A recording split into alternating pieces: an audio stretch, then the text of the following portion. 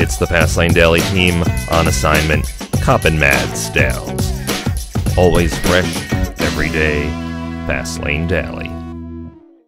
Happy New Year, everybody! Woo! Balloons, look at that, great. Yes. That's our budget. We got Ian on a chair, dropping down balloons. Yes, there are 2 Ians. I can't believe it's friggin' 2010. All right, man, last night was a good time. It was especially special since we're shooting this in the middle of December. For all we know, there was a massive blizzard, New Year's was canceled, and Tiger Woods is now the CEO of General Motors.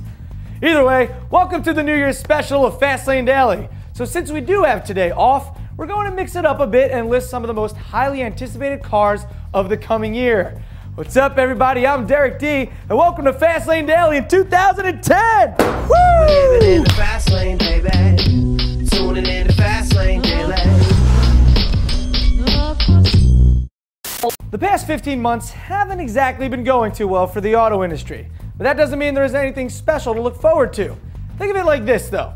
When things get tight and there's less money to go around, only the cream of the crop survives. That's how you got to look at 2010. Only the strong survive. So we may not have that many great cars to look forward to next year, but the ones we do have coming are great. Let's start small. The 2010 Mazda Speed 3. The updated version has that big smiley face up front that we all love, and the same engine as the outgoing generation, but it's the small things that count. The new big face up front allows for increased airflow into the engine, a stiffer and more durable suspension, a more rigid chassis, and an array of new electronics also comes standard in the new Speed 3.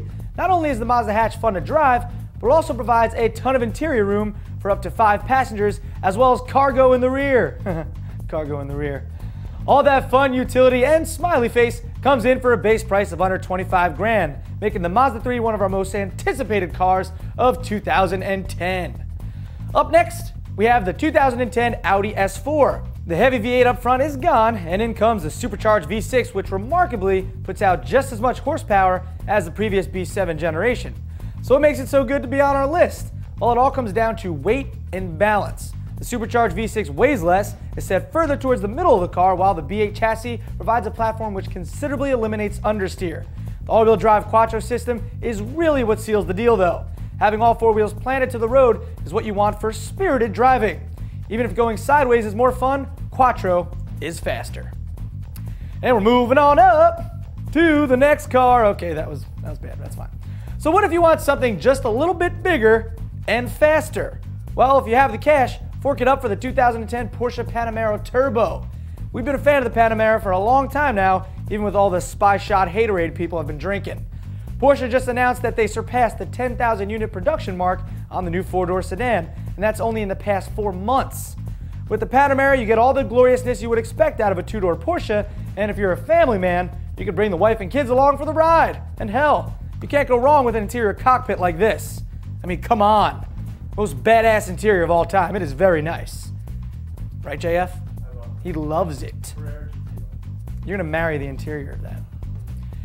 Next up, we continue our countdown with the final 2 most anticipated cars 2010. That's after this. Next time?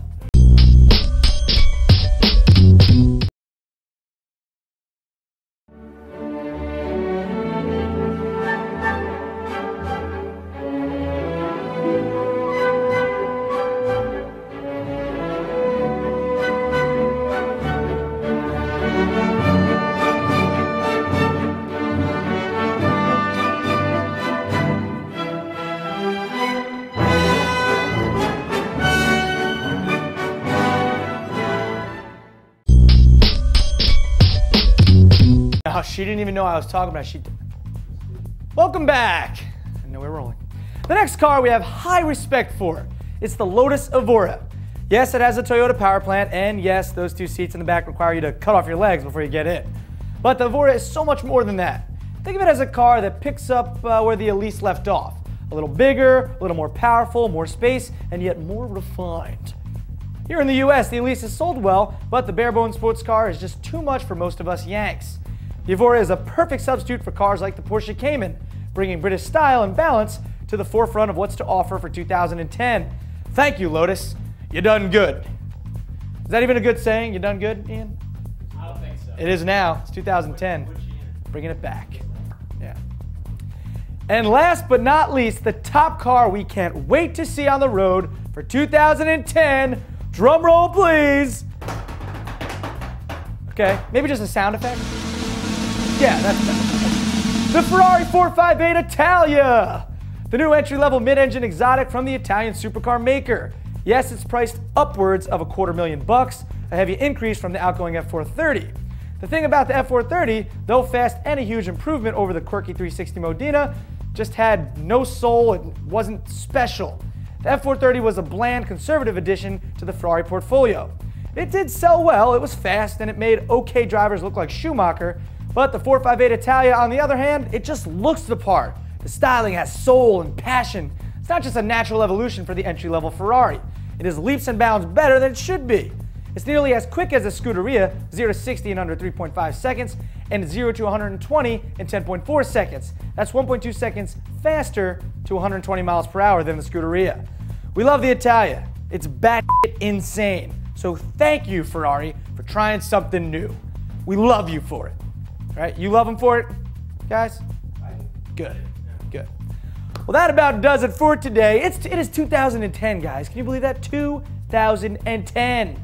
Right now it is, or not.